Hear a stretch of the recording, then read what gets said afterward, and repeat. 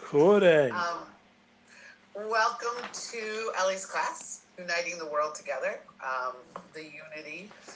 Um, there's really not much introduction because Ellie's here, so we're gonna just get started. I'm gonna pop in and out, so I'm listening. I have my my puppies here, so I have to always keep the mute on, but I'm here, and I will chime in as I can. So welcome, Jonathan and Ellie. It's all yours. Amazing. I'm so happy to be here with you, Jonathan. And I'm so happy to be here with the PulveREDU. It's a big opportunity for all of us to join together and to do something special. I'm happy to explain what we did in the previous class because it's really important to go back and make sure that we're internalizing what we're talking about. So for me, it's really to go back is to go forward. Just to give an intro, like I did in the previous one, that United Souls is a concept and a brand which I think will bring a lot of inspiration to the world right now, where there's so much divisiveness, and especially like where I live. Maybe I'll give a few examples, but there's been some pretty intense stories just within the week that since or 2 weeks since we last did the first part of the course. So that it's definitely a very urgent topic. It's not just a topic which people should just, maybe it's important, down the road I'll get to it. And, it's something which people can, think about. No, we're talking about real life. Like people are dying. Like it's a matter of life or death. And obviously we have to live life in a more joyful, happy way. We can't let life get too heavy or overwhelming. Like during this last year and a half with Corona challenge, everyone had their challenges and not let life get too overwhelming or be overburdened. But now, right now, currently, politically and economically, and just in terms of the general climate, there's a lot of opportunities for us to work on our ability to unify, and that's the focus of the course. The course is to bring concepts of unity, the fact that we have a soul level that people are either aware of or not aware of and need to become more aware of. It's not really, in my opinion, it's not really optional. There's just certain things that are absolutes, and for the sake of humanity, if we understand that truth that we have a soul, by the fact that we go to sleep every day, by the fact that after 70 or 120 years, however long you live in this world, our soul goes somewhere. It's not just an atheist mindset of it just turns black or something, or the screen goes off. There is another world that we're tapping into and that we're part of, and it's really important to be aware of that level of our soul is not just for the next world, but it's for now. It's for us to live in daily life and to realize it can impact our daily life in a real way. And that's why I'm feel very motivated to do this, because I do feel there's a lack of content on unity online and in the global conversation and narrative, and there's also a lack of awareness of the soul, and that could be even someone who knows they have a soul. Like a lot of the people in our Zula are very spiritual people, and in our communities at large are quite spiritually minded, and they have an awareness, but there's always different levels. There's understandings of deeper and deeper parts. And for me, in this course, since this is a generally a 10-part course, we're going to try to keep it very practical, because we don't want it to just be a spiritual journey. We want it to be a daily journey for our life. So that's my hope, that whoever joins me on these classes will grow in a daily reality, or that you can live more unified, that you can be more soulful, that you can connect to people in a more deeper way and really understand yourself in a deeper way and enjoy life, that knowing that there is going to be the optimism of the soul, that there is going to be unity and there is going to be a unified experience, and it doesn't have to feel so disparate and painful, etc. So this is the main concept of what we're doing here. And just to go over the concepts of last class without getting too bogged down in it, but just to touch on it, we started off that in order to access the soul level, we're going to have to become more proactive and less reactive, which once again, anyone's welcome to jump in and speak and be interactive. That's the whole point of this course. But if you feel like that something is not clear, or you have something better, a better example, or you want to like be proactive in how you react to the class, because being proactive is always the option that I personally are aiming to guide people towards. And I think it's become a very popular concept in thought leaders nowadays, and especially with a lot of the online gurus and people guiding people in all the different podcasts. And because it's what I mean, for example, with the recovery world, the concept is taking ownership of yourself, and to have that ownership, to be responsible for yourself, and not to fall into the narrative which is very strong now, victimhood and blaming people, is actually going to make a massive difference in how we approach everything. I mean, if we would go political, it would affect how we do policy making, because instead of making people into victims, we rather build them and give them the power themselves to take life into their own hands on a certain level. Obviously, with guidance, but there has to be that empowerment, and that's something which being proactive gives yourself and gives other people around you. Another point is that we have to tap into that part of our soul that will give us strength to understand that we have the powers to do what we need to do. That we often put limits on ourselves, like we say that we're not able to do certain things and accomplish certain things. We put those limits ourselves. It's you could call it a self-fulfilling prophecy, or people call it a narrative in your mind, or way of thinking, that you're doing things with certain scripts, and people are putting those scripts onto you also, and that's limiting your ability to achieve. And so when you have an understanding, you have a soul. That soul's not limited. That soul's unlimited. It's an infinite force, and the soul could be called Jonathan. The soul could be called Lauren. The soul could be called Ellie. It has a name on some level, because what we'll get into in the next part that we covered last week was the idea of having a mission. So one of the ways of understanding your mission is to give a title, to give a name to it. It's not limiting. It's just giving a description so you can relate to it. Like you have a relationship with people in your life, you have names. And everyone knows the importance of names, but it gives a certain definition. So if I would tell you, Jonathan, for example, since you're here, your name means to be a giver. Jonathan in the Hebrew language, which is a language I'm going to just use in this example because it will give us an insight into your name. Oh, yes, origin from the Hebrew, meaning yes. You're already ahead of my game. It's amazing.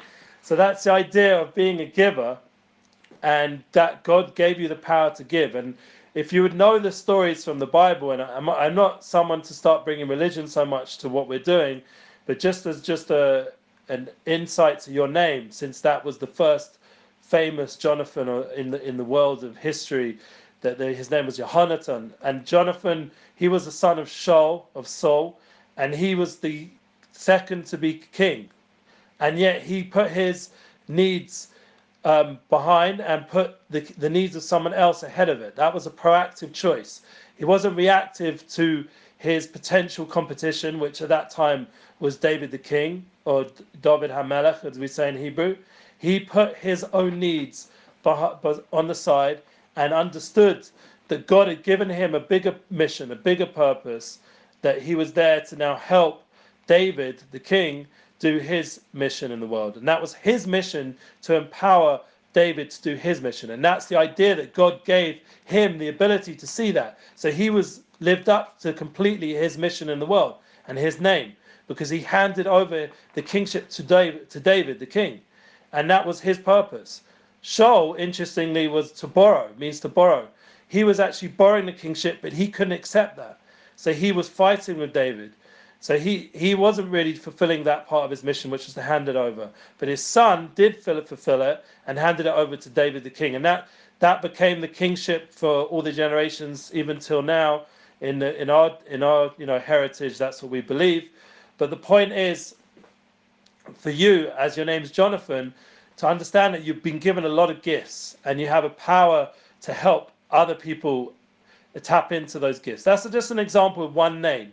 And a person can go into many names and understand a lot of deep understandings. And I would use some of the more ancient mystical texts to understand those things, because it's like a treasure trove that people are choosing to ignore for whatever reason, or maybe they're not choosing, maybe they just denied it. Like I grew up, honestly, no access almost to any of my own tradition, and I didn't know about any of these concepts. So I could have become a victim, and it was hard for me initially because I had to catch up so much on my own heritage and my own ancient wisdom that was never really taught in front of me in a deep way or profound way or in a meaningful way. It just seemed very irrelevant. Like as people say nowadays, fairy tales or whatever. But once I realized, thank God, when I was around 18, 19, I had a certain, lifestyle change. I came to Israel and I chose to delve into my heritage and delve into my own treasure trove of wisdom that's in my own backyard, not having to go to some other place like in India or some other place to check into other religions, because I did do a lot of research sitting in university before that into other religions. I was like, no, I'm going to look into my own thing and see what it's about. And that gave me ability to be proactive in my religion, like my own spirituality, as an example, rather than blaming people around me. Why didn't I learn? Why wasn't I given that education? I went and educated myself, and it wasn't an easy choice. It was hard. People were against me doing it. A lot of family. They even sent me to psychologists and rabbis and all kinds of people to talk me out of it. And it was a difficult choice, but I was proactive. I kept pushing and made my way to Israel, made my way to Jerusalem, found a way to support myself and eventually my wife. And it's been a struggle. And bit by bit, people are starting to understand from my own background that there is something to what I've done, even if they haven't chosen to follow me. But they've seen that there's been a lot of goodness and positivity generated from that initial challenging time period. And that's often something which everyone's going to have to go on their own spiritual journey to figure out where their light of their soul is.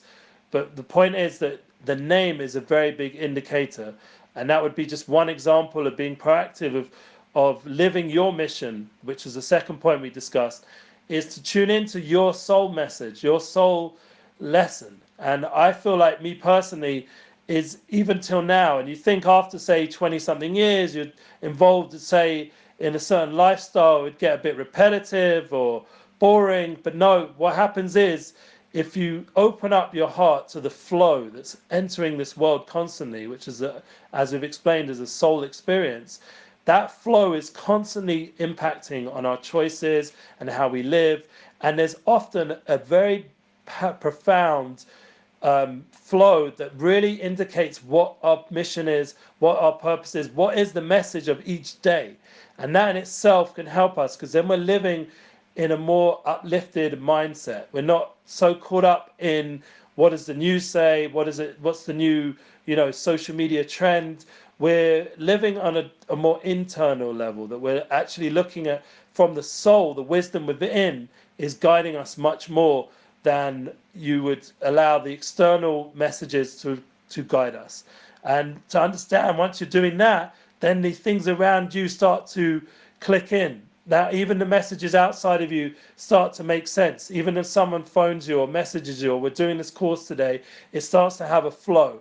And that, for example, for me was a very powerful way of becoming more proactive, because I wasn't reacting to my life. I was taking life into my own hands on a certain level and deciding to be more soul focused, to be more caring, all the different attributes of the soul that we'll get into. The idea of having a mission, it gave me a different focus in life. And once that was the last week's class, we've done that private victory of really working on our internal world, that we're more in touch of who we are, then we can start taking it out public. Because to really impact other people in an effective way, we can't do that unless we're more grounded in ourselves and who we are. Now, say, for example, there's a lot of people out there who become famous and they haven't done this work.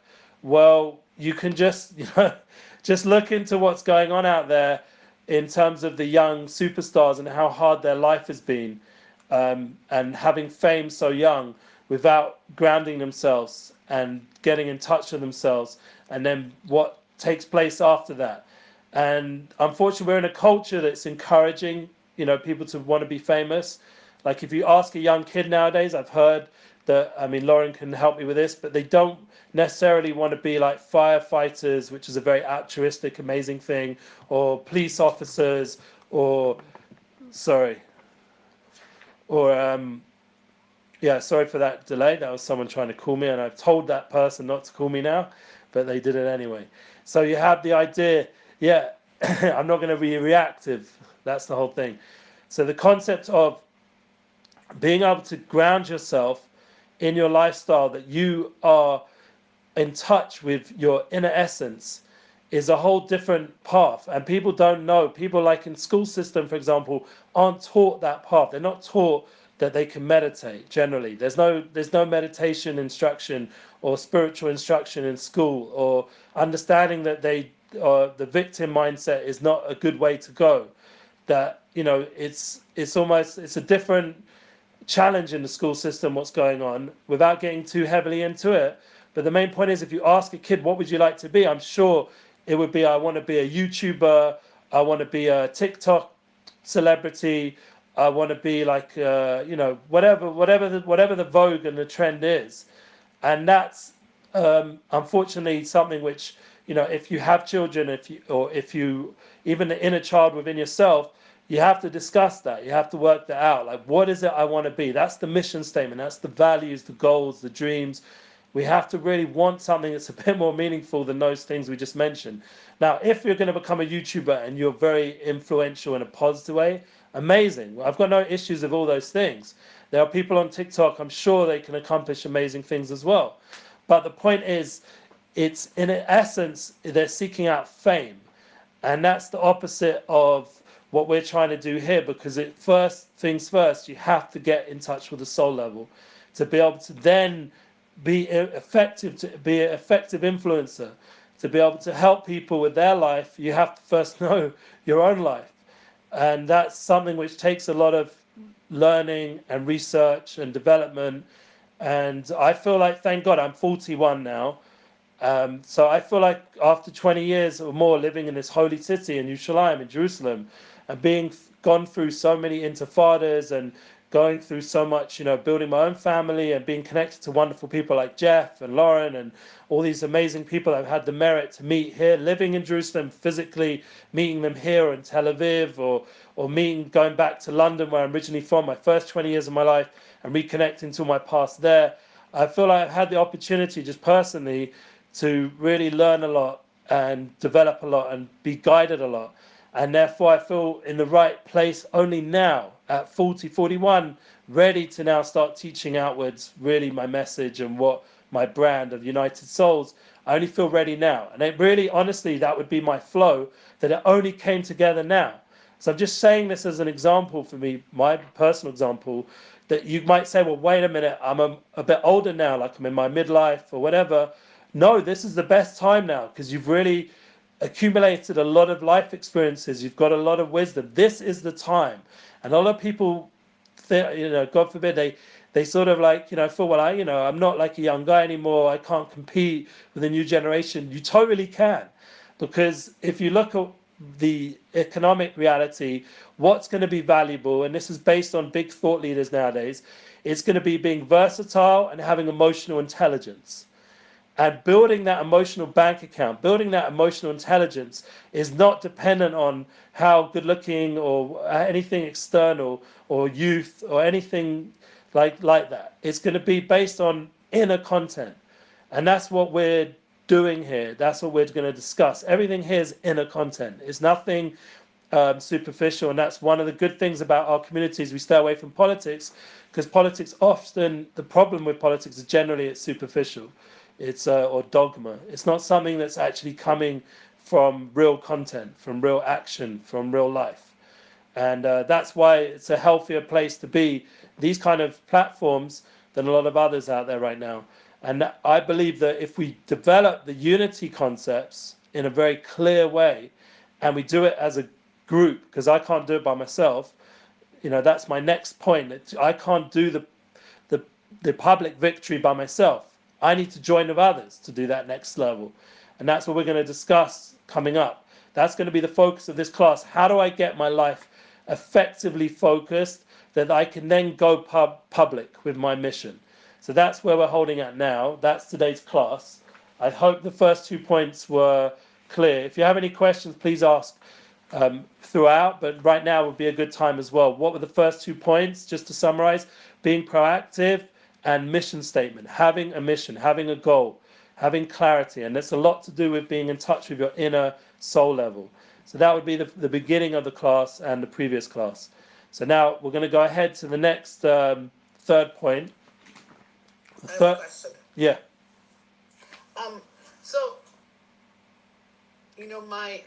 my history before this, or my job before this was I was an early childhood teacher. So I worked with kids, mostly 3s and 4s.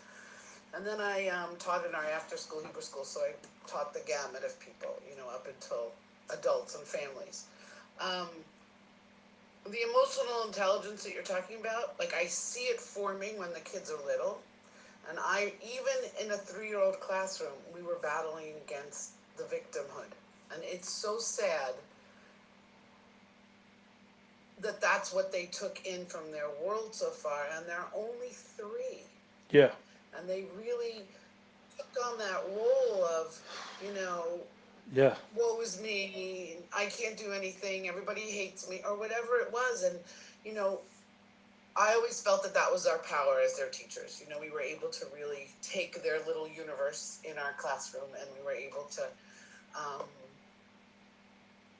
able to create a safe place. It went as far as, like rewriting superhero stories and rewriting all kinds of things, because they needed powers. They needed to know that they were powerful and that they weren't the victim. And it was a Jewish school, Jonathan, so there's a lot of Hebrew that we would use in there, but we would walk around saying, my superpower is chokhmah, is wisdom. I know how to pick up a rock and break it apart and see what's inside. That was my wisdom. And the other one would say, I have derech eretz. I know how to relate to other people. I know kindness.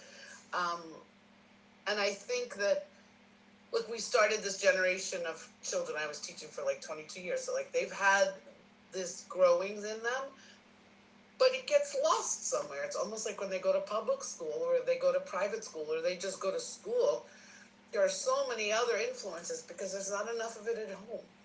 Yeah, so there's not enough focus these are all real points, Lauren, and I think that the education story of how to bridge what we're doing here to the next generations that are coming up now, and this technological, immersion that they're having, is going to be a massive, challenge for all of us as parents or educators, and I think it's definitely something we should discuss more. But once again, if I feel that I'm giving over to my children that inner relationship, that they are able to connect themselves also to their soul level, then I feel like I've accomplished a lot. So then whatever they go through, they themselves are now holding themselves accountable rather than blaming on the parents or the teachers. Right. And that's an amazing accomplishment. So choosing superheroes, like as an example, like they even say Wonder Woman. Like, I mean, she's a very pretty woman, so that sort of distracts the man a little bit. But if we would look past that and say the message behind it is that a woman can be empowered and have power, and doesn't have to become like defeminize herself, but she can be totally a woman, like a Wonder Woman. She's not losing her woman qualities, like she's only enhancing them, yeah, and becoming more powerful and defined and strong and not being taken advantage of. So there's a lot of good lessons we can learn from that, that can help a young girl realize she can also be a Wonder Woman in her own way. And you just do the same thing. Like I don't know if Superman's popular anymore, but I'm hearing that Marvel, unfortunately, and all the different demographics of that is now being wokeized, or whatever you want to call it, without getting political, but it's being moved into the hands of agendas rather than what I grew up with was like legit superheroes. Like it's that's being looked down upon, unfortunately. So there's been a lot of changes in that respect, that things that we took for granted growing up are now going through a lot of change. But the positive side of that is that change can lead to clarification, that if the new generation is once again connected to that soul level in a sincere way, like you are a role model for that, and they start to develop it themselves, then they will start to make their own clarifications of all these systems and media powers out there. We shouldn't underestimate, that's what I'm saying, the power of the soul and all the seeds you planted. Every seed that Lauren or any other educator plants in a child, it will bloom. It will get through all the weeds, it will get through all the distortion, it will bloom. I've seen it as a teacher of teenagers at risk and young adults. I've seen that those someone in their past planted the seed, someone like Lauren planted those pure seeds into their grandparents, somebody somewhere planted some good seeds into these people, or themselves awakened the soul level, and they came alive, and they suddenly became amazing people. And they, not only that, they used all that last however many years of pain and addiction to whatever they were busy with, they used it now to help others who are struggling. And that's an amazing thing, that the soul level often has to be immersed in the darkness on some level but then once it's gone through that pain and darkness, it will take those lessons out from there. It will take out certain deep messages and deep realities and deep empathy and deep pain from those experiences, and would then have that knowledge to help others. So it's often the people that have gone through the challenges and the struggles that we're going to see this new generation go through on a level we can't even imagine. They're going to actually come out with tremendous tools to now help all the people suffering and stuck and limited. But it's once again, it's dependent on them being aware that they have an unlimited power that will give them that strength to overcome their limitations.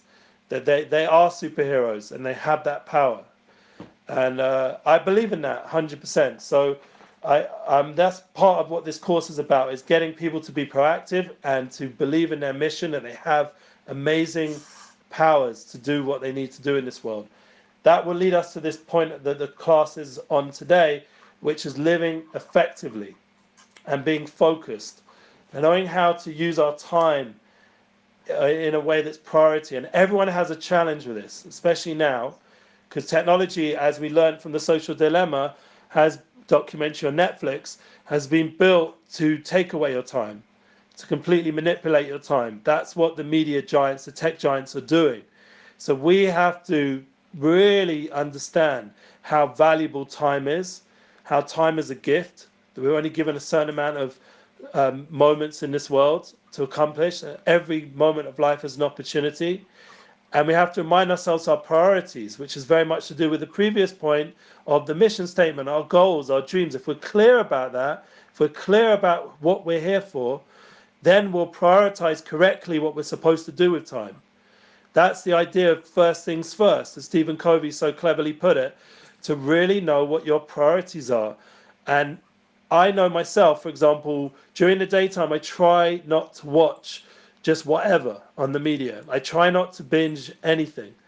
The daytime is there for work, for family, for only at the end of the day will I give myself that luxury. And hopefully, if I'm disciplined enough, I will use that end of day to do other things that are personal, like write my book or edit my book. I've been a bit lax this week, I have to admit. So we all have our ups and downs with this challenge, but we have to remind ourselves, and that's one of the good things about doing this course, is it gives us a time to stop and remind ourselves what our priorities are. So I'm going to tonight, now when I get back after a busy day, I'm not just going to go and just watch whatever. And even if I am watching whatever, I'm going to have my phone with my document open with the airplane mode on so no one can phone me. And I'm going to edit my book. And if someone wants something from me, I'm not available in that moment. This is my book editing time. And I might have some background noise or whatever, but this is my... So whatever it is that you're prioritizing, whatever your mission is, you got to be all in. Like there's no, there's no half heart. There's no room for it, because the world is making its claim on our time and on our life and our choices. So we got to really be all in, and that's why I mentioned here in my course that we have to be obviously real with ourselves. Yeah, you have to truly know what is good for you, because if you're not real with yourself, you can go a bit crazy on this point. Like, people make time management classes and they go really full on in very rigid ways of what's priority, and then they're not real anymore, and they can actually undo what their real priorities are. For example, people get really obsessed with the work and then they ignore the family, or people get really obsessed with a certain project and then they ignore the work, and the work is their actual obligation. They're legally contracted to do a job for this company, and you can't just say no, I don't, I got something more important. Like, for me, my job, I have a paid job, thank God, and my job is to bring, thank God, I'm very blessed. One of the main things is to put out a lot of content of soul, of Amunah, it's called in Hebrew, to put out a belief that we have a soul. That's really my job. I mean, what a blessing that someone's willing to pay me to do that. Yeah. And obviously they have their agendas in their company of what they want to do and accomplish, and I help them with that without complaint.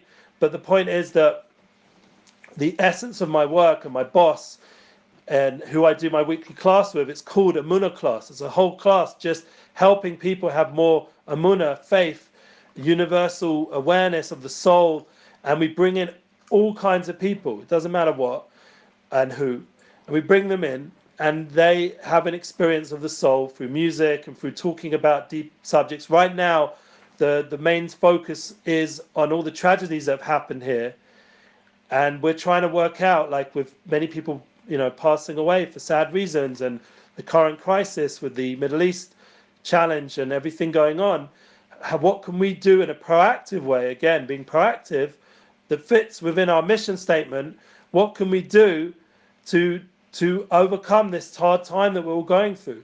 So this holy man says that in his opinion, and I'm just sharing this just because it's an interesting way of looking at the current situation, he believes that it's by being devoted to loving people with full devotion, that completely dedicating your time to loving other people. That's what he believes will undo a lot of the pain and the problems of the current situation we're in.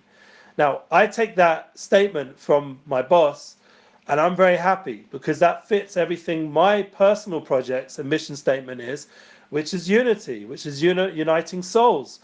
Okay, so he's saying in a practical way, devote your time to loving other people, which totally is the flow of what I'm trying to do. So I'm very happy that my boss is heading in a direction that totally fits my flow in my personal project. So there's no contradiction. So everything I'm doing in the Unity projects fits with my boss's projects because it's all one concept in the end. It's all one focus. And even what he wants us to do practically is developing more connection with humanity in a way that's love-filled. So that's just an example of thank God, of where once you start sinking into your priorities, like when I mean sinking, like not as S-I-N-K, but S-Y-N-C-H, like be really synergizing and joining into your priorities of what life's about. So then you'll start to see that everything around your life supports that. Even your job, even the Zula, like the Zula is totally a very unifying experience. We're there, as we spoke about last time we met 2 weeks ago. We spoke about the idea of unity in the Zula, that we shouldn't, and even Lauren mentioned it when she gave over the rules, the idea of unity, and it made me very happy. That, and people even gave me some feedback that it helped them empower them what they need to do, their next step. This is giving them that push to go into what they need to do. It gave me a lot of encouragement. They mentioned it in the Zula. So I was very happy to see that the idea that the Zula is giving us a space that we can feel safe, and that there's some sort of guiding force from Lauren or Jeff that we should use that time in a prioritized way, that it shouldn't get sidetracked into politics or things that will make people uncomfortable. And we come out the Zula ready for the next hour of our life, or the next half an hour, the next 30 minutes, or whatever it ends up becoming, what we're doing next. We've got what we needed from the Zula to go ahead. And I find the weekly Zula very helpful for my end of week like chill, and so I can get to a more relaxed state of mind for the weekend. And I'm really appreciative that it's heading that way on a weekly level. So everything starts to flow in that right direction that you are tuned into, and that is taking the ideas, say, of Tim Ferriss and Stephen Covey and all these gurus out there about how to be more effective in time management. But the more important point is that you're not rigid about it. You're not stuck in it, that you can't open yourself to what's in front of you and what the flow is. So if a child needs attention right now, that's probably what you need to do right now. And even it could be like you see someone put up a video online once, and this guy's walking down the street and he's ignoring every single opportunity to do kindness and to help people. And it just creates this horrible reality of everything around him. He misses the baby carriage and someone has to go running after it and almost gets hit in the road. He misses everything because he's not paying any attention. He misses the old lady, she almost gets run over. Like, he misses everything. And then suddenly he wakes up to his reality, and he's able to now like do kindness, and the whole day flips around. The whole day is now him helping, and all those people have now better days. So his sphere of influence is elevated from that, and that's an amazing thing, that we have that power to elevate our life and bring ourselves to that point of clarity, that we are living our purpose, and time is only helping us. It's not preventing us, because we are flexible to tune into what the moment is asking of us. So, I for example, I help book artists personally, yeah? And right now my artist has a gig right this minute, yeah? He's meant to be there at a program, and he's meant to be creating a video feature, and it's going to be quite a lot of money. And that guy, the artist and the person hosting it, is phoning me during this Zula, yeah? And I told them both, please do not call me, because I knew. I'm experienced enough in the booking world that usually when you have a double booking, you're like, I'm doing my thing, so I'm not available, that there's something's going to come up that's going to want them to want to call me. And that's what's happened. You're ignoring my request, both the artist and the client, not to call me, and they're calling me. Now, I've given them both the phone numbers to call each other and to arrange it directly. But often as a booking agent or a manager or whatever, when I've been involved in this business, people are not going to accept that you want to have your own time. They don't want to accept. They want to take over your time. Yeah? And they want to insist that you suddenly become part of their time. And it might not even be, one, monetarily worth it for you. Two, it might not suit you right now. Emotionally, you're not in the mood to deal with their choices and like, you've created the booking's set up, everything's good. All they have to do is turn up and do what they have to do. If there's an issue, phone each other. But they don't. They turn back to you. You get it sorted out. No, you this, you that. I'm sure it's happened to everyone here on some level, on their business interaction. Suddenly you're being put in a position where you don't need to be in this position because you've done your due diligence. You don't need to do more than that. And you're not being paid to do more than that. You're not in that position. Now, this is where we get tested. This is where our time management and our focus on our first things first, our priorities, gets challenged. And part of my journey as working with artists is to educate them, and it's the same with whoever you're working with, is to educate them that I have my boundaries and to be clear about them.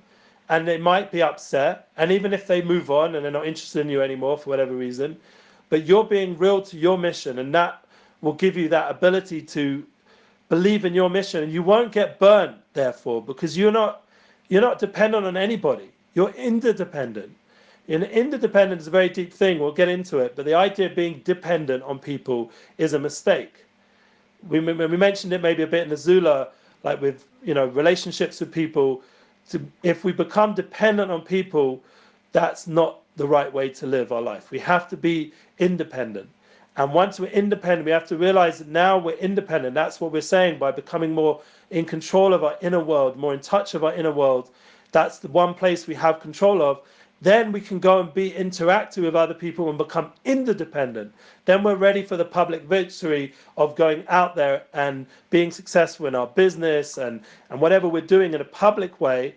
we can then join with others. And that's why after we've done all this inner work, which we just mentioned, 3 important points of being proactive, having a mission statement, and priorities, time management, time focus, that's the third one, living more effectively, then we can go public. Then we can go out to the level of win-win and be interactive with others and start working on the public sphere, which is what we'll get into in the next few weeks, the next times we meet, how to be more effective publicly, because it's not going to work if your priorities aren't there. Yeah, it's not going to work if you haven't got a clear system. Like even how you're going to run the Zula. How are we going to run the Zula? If we don't have it clear, fine, it's a learning curve, that's for sure. We're all here to learn. But if we don't have it clear at some point, it's going to get challenged and we're going to have to clarify it more. And the more clear it is, the more effective and successful it will be. And the same with every business. It's all about our awareness and clarity. And that's why when I began this, I mentioned the soul level, that by having a connection to the soul level, the soul itself communicates this kind of clarity. So you don't have to feel helpless. You don't have to feel like, where am I going to get this information from? I'm going to have to find some holy person, or I'm going to have to go read this book. This is an underestimation of ourselves. We have a lot of inner wisdom within. A lot to do, as I'm sure Lauren knows, with teaching children, is how surprised you are how intelligent children can be, because they have that inner wisdom within. And they have that inner purity, they have that inner clarity. And it's just a matter of just sort of nurturing it. You don't have to go change them so much. You don't have to go force them to be something they're not. It's about, yeah. No, but you're right, Ellie, because it's about nurturing what they already have. Because as we grow up and we walk into this world and we feel insecure, we let go of all of it. Yeah. Like when a 3-year-old looks at you and says, "I like your hair, but I liked it better the other way," they're not being mean. They're just telling you from the bottom of their toes what they feel. So true. Our reaction is, they're being honest. What? You might. That is so true. Look, I'm a heavy person, so children love to look at me and go, "Why are you so fat?" I'm like, "I like to eat." So they go, "Well, my mommy says," and then you hear all of this junk that they have in their brain about what food does to you and all this stuff. So there we are trying to unclutter it a little bit and go, "Look, people are people. This is what happens." That's good. We're good. That's really profound, because I know even I've got some kids who are a little bit older who still have that that childish purity to how they speak, that they'll say things and it actually comes from a very pure level. Like the system doesn't get them, because it's not about but it's just all about how much you remember and all this kind of stuff. They're not understanding there's a certain purity to this soul, that they just look at things on a very pure level, and it's very beautiful, so we can definitely work on that child inside of us for sure now that we're adults, and that's often a lot of the inner work as well. But what I want to say is that, just to get back to the course, that I believe very strongly in this next level, the win-win one, is where a lot of people in business and life are going wrong. That they think that it's the competition out there is that I win. And what I've learned is it's all about collaboration. It's all about working with others, and being real with where people are at to work with. Like I'm often making assessments or testing where I work. As blessed as I am to have the job I have, but the infrastructure where I work, there's a lot of problems. A lot of problems with the personalities, the culture that Israel has produced. I'm not saying always, but a lot of the Israeli culture, they've grown up in a war-torn country, and it's been a very big struggle to live here.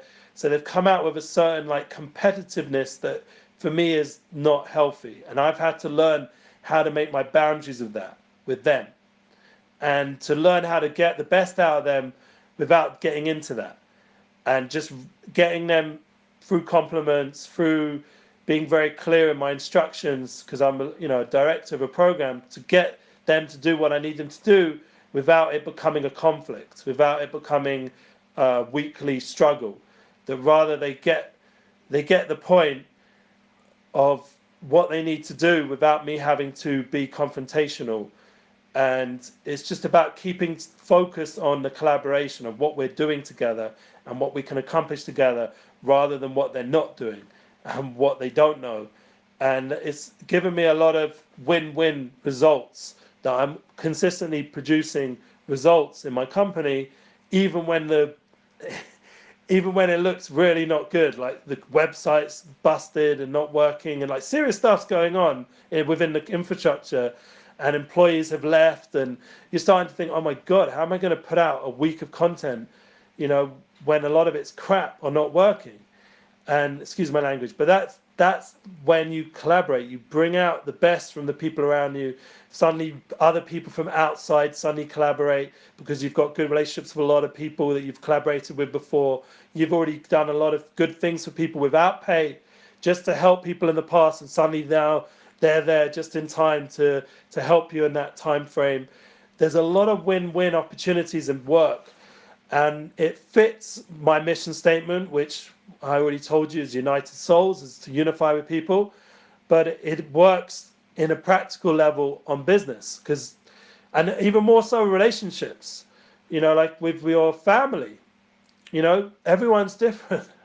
People are not going to do what you want. If you're married or you're not married, they're not going to do what you want. And trying to control people is a massive mistake. That's where this whole political structure's gone completely wrong. They're trying to control people through whatever means possible.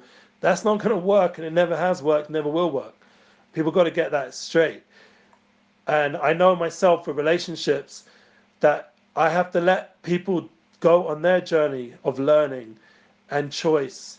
With my children, with my wife, they have to choose what they're going to do in marriage, or what they're going to do as children. They have to come to that awareness. And that's a big lesson of the soul, that the soul is very patient, is very compassionate. The soul is very kind and very understanding, and is always looking at the long game, long term. That's a very important lesson you can learn from the soul, that the soul is eternal. So that the long term, the long picture is much more influential than the short term. And that in itself is very connected to time management. Effective time management is understanding the priorities are usually the long-term things. The priorities are usually the long-term relationships, the long-term business goals, the long-term educational goals, the long-term focus. And that would be the same with everything going on in the Zula. It has to have a long-term goal. And if you keep that in mind, then you won't get overwhelmed by the short-term, challenge. I mean, right now in Israel, for example, yeah, like Israel, there's a lot of short-term stuff going on. My wife went to give a present to her driving instructor. She just passed the driving test, and she's going to drive me to a wedding now. So that's a very big positive plus for us in this last week. But she went to go to the driving instructor because she didn't manage to give it to him before the test. And she went out of her way, decided she's not going to drive there because it's driving past an area which is a bit more dangerous, and she'd rather get on public transport.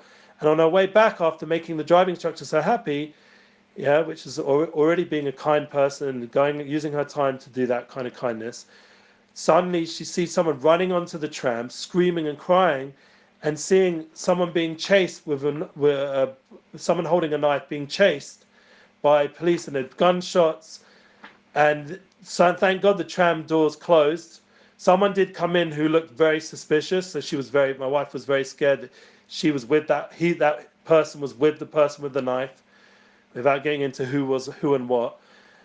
But the point was, for this course, one, life is so precious, you never know what's going on. But two, my wife said afterwards that she felt that because she was doing something very kind and giving, there's no way that could have turned into a tragedy for her. That was something positive. And she just felt like she was on a flow, that even though she was aware of this nightmare situation going on around us, but she was confident enough in her mission and her flow that she's on the right path. That she was 2 minutes before where the stabbing happened, and then 2 minutes after away from it. Yeah? So she wasn't there at that moment. So fine, it was very traumatic. This just happened yesterday. And I had to give a class right afterwards.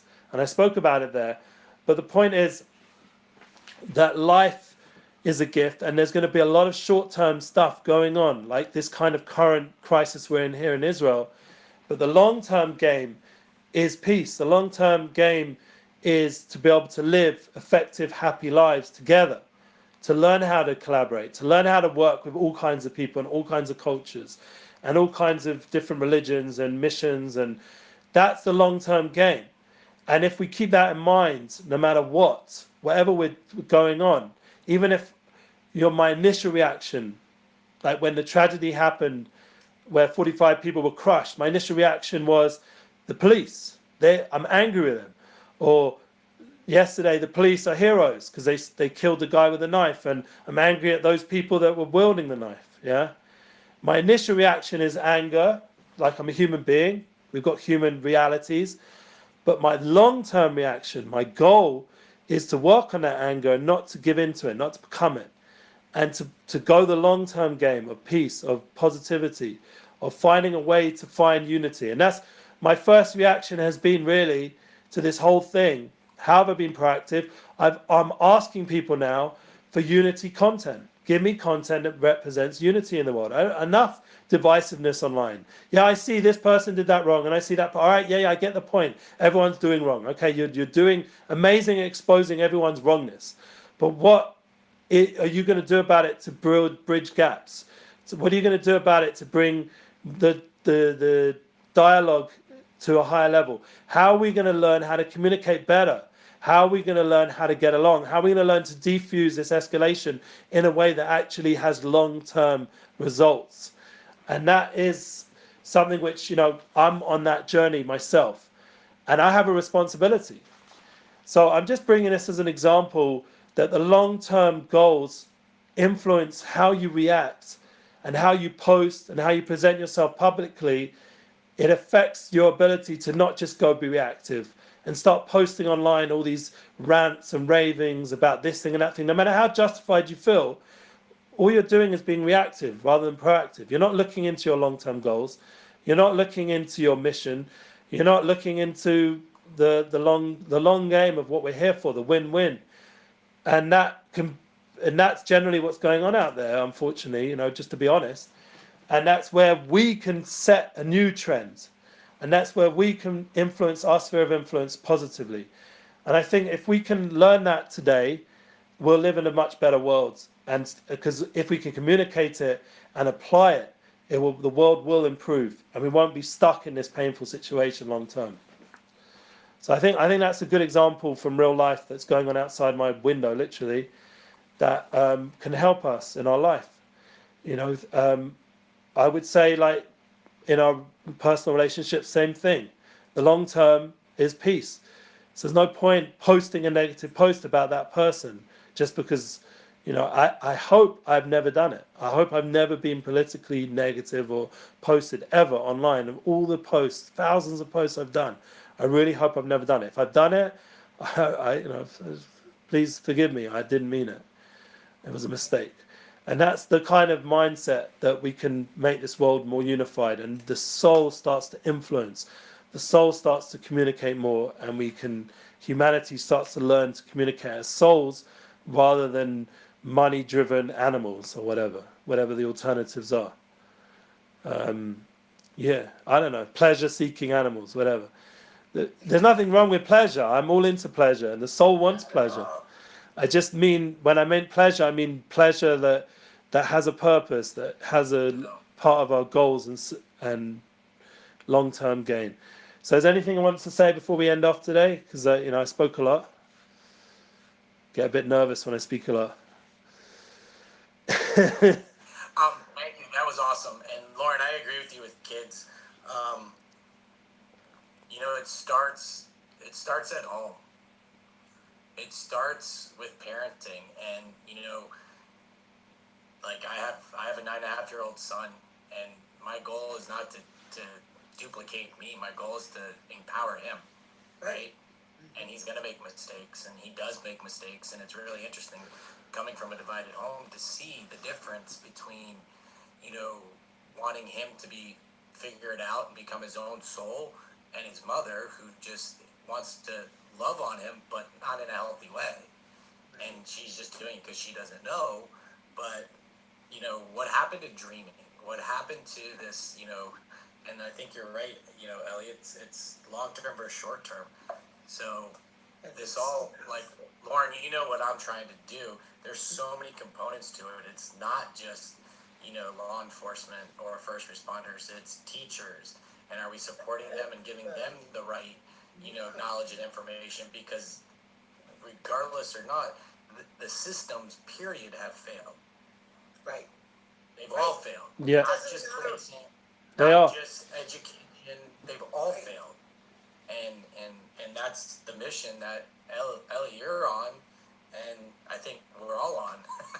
Yeah, so I'm very much so. I have to say one thing, Jonathan, that I don't like to reinvent the wheel. Like, meaning if there's a system there, and I demonstrate that in my work example, then you have to figure out how to, even as broken as it is, because it is broken, even in my workplace is broken, but you work out how to get the best out of it, because there's still a system, and right now that is the system. And to go make my own website, that's going to, and my own infrastructure to support that whole story, that's going to be like, it's going to take away from my mission.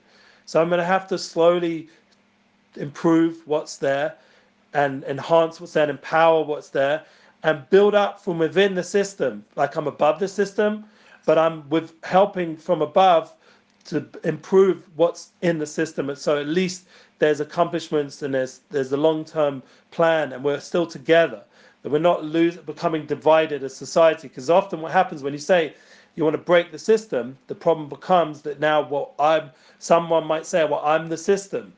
Like, I'm Mr. Smith from the Matrix, sorry to choose that example, but I'm the computer, I'm the system, and now that means you're at war with me. So now you've made an enemy instead of a friend, and then that's not collaborating necessarily the way. Because in the end, we are using big tech, we are using Facebook, we are using Twitter. As much as everyone's getting down on them right now, we're all using their resources. So they created something awesome. It's just going in a difficult direction for everybody. But it doesn't mean that we can't figure out how to get it back on course, or how to work with those people and communicate to those people. We don't want to become enemies of those people. That's what's bothered me a lot recently, that there's been a lot of good accomplishments from good people, but they've made somehow a lot of enemies. And when I watch that, I feel more pain than I feel happy, because even I don't want to I don't want to be on the team. Like, someone asked me about the Middle East crisis. I have to choose sides. Which sides am I going to be on? Someone in London. I'm a podcaster and I got to choose sides. I'm going to bring different people. I'm going to choose. I said, who says you have to choose, man? Why can't you just work on, as life goes on, finding the middle path that communicates to both sides and improves both sides' situations, so that they can learn to, at least on some level, figure it out. Because in the end, they're a human and they're a human, and there must be some mutual place where there is some room to work together, even if it's something small in the situation. But that small little seed can lead to tremendous good things. I don't believe in making a rosy picture. It has to come from small little steps, and for the long-term goals. So too with your son. I don't know your situation, but it's going to be a long journey, and it's little steps. And even if there are people around who seem to be guiding not so right, like the education system or a parent or whatever, you and yourself are demonstrating that proactive, positive role model example as best you can. And that is all you can do. After that, it's their life. And I've got teenagers. Teenagers is like a whole nother level. The stuff they do. Oh God. I'm like, It's okay. 30-year-olds aren't so easy either. Sorry to tell yeah. you, But teenagers, it's like, oh my God, like, what they're doing. And like, so we've learned to like let go, and when only choose very specific things that we know we can accomplish to discuss and work on. Exactly. And it's all about being effective with choice and knowing the people you're talking to, where they're at, what they're able to do, what they're not able to do, and really just slowly working on it very gently and sensitively, and not trying to like come in and control and take over the show, like, of their life. And I think that will lead to long term a good relationship with them and a lot of mutual respect and love. And then there's once you've got that connection, then there's always ability to grow together and have happy life. So true. And Jonathan, I think one of the things too, especially with our own kids, is that I mean, I'm also my kids. I got divorced before my second one was born. Yeah. He left. Um, I guess I was due in August, and he left July 1st. So Nora never really lived with her dad because he was already gone. Um, there was a lot of animosity forever from me towards him, but the kids didn't get it from me.